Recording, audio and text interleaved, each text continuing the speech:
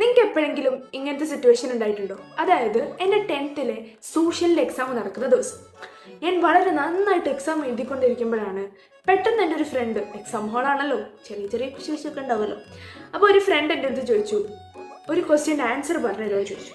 അപ്പോൾ ആൻസർ ഇതാണ്, ഡോക്ടർ പൾപ്പു.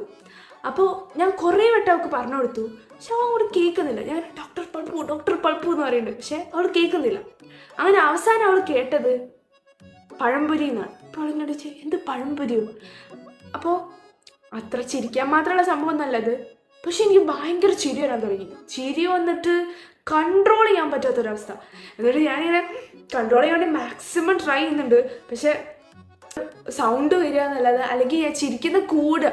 ഞാൻ കൺട്രോൾ ചെയ്യാൻ നോക്കുന്തോറും എനിക്ക് ഭയങ്കര ഹൈ സൗണ്ടിൽ ചിരി വരിക. അപ്പോൾ എൻ്റെ തൊട്ടടുത്തിരിക്കുന്ന ഫ്രണ്ട് എന്നെ വേഗം ഇങ്ങനെ തല്ലി, മതിയുടെ നിറയെ തല്ലി. അപ്പോഴാണ് എനിക്ക് ആ കൺട്രോൾ കിട്ടിയത്. ലൈക്ക് ദിസ്, ആവശ്യമില്ലാത്ത കുറേ സിറ്റുവേഷൻ, നമ്മൾ ഭയങ്കര സീരിയസ് ആയിരിക്കേണ്ട ചില സിറ്റുവേഷൻ നമുക്ക് ചിലപ്പോൾ ഇങ്ങനെ ചിരിയൊക്കെ വന്നു കഴിഞ്ഞാൽ കൺട്രോൾ ചെയ്യാൻ പറ്റാത്തൊരവസ്ഥ വരും. ഇതിനെയാണ് നമ്മൾ ഇൻകോൺഗ്രിയസ് ഇമോഷൻ എന്ന് പറയുന്നത്. അതായത് നമ്മളിങ്ങനെ ഭയങ്കര സ്ട്രെസ്സായിട്ടൊക്കെ ഇരിക്കുന്ന സമയത്ത് ബ്രെയിനിന് നമ്മൾ എങ്ങനെയെങ്കിലും ഒന്ന് സന്തോഷിപ്പിക്കണം എന്നായിരിക്കും ആഗ്രഹം. അപ്പോൾ എന്തെങ്കിലും കുഞ്ഞ് റീസൺ കിട്ടുമ്പോഴത്തേക്കും കൺട്രോൾ ഇല്ലാതെ നമുക്കിങ്ങനെ ചിരി ഇങ്ങനെ വന്നുകൊണ്ടിരിക്കും. അത് ബ്രെയിൻ്റെ ഒരു ചെറിയ സംഭവമാണ്. സോ ലൈക്ക് ദിസ്, നിങ്ങൾക്കും എന്തെങ്കിലും ഇങ്ങനത്തെ സിറ്റുവേഷൻ ഉണ്ടെങ്കിൽ കമൻറ്റ് ബിലോ. ആൻഡ് വേഗം തന്നെ നിങ്ങൾ ആവശ്യമില്ലാത്ത മൊമെൻറ്റ്സിൽ വന്ന് ചിരിപ്പിക്കുന്ന ആ ഫ്രണ്ടിനെ ടാഗ് ചെയ്തോളൂ. And yeah, that's it.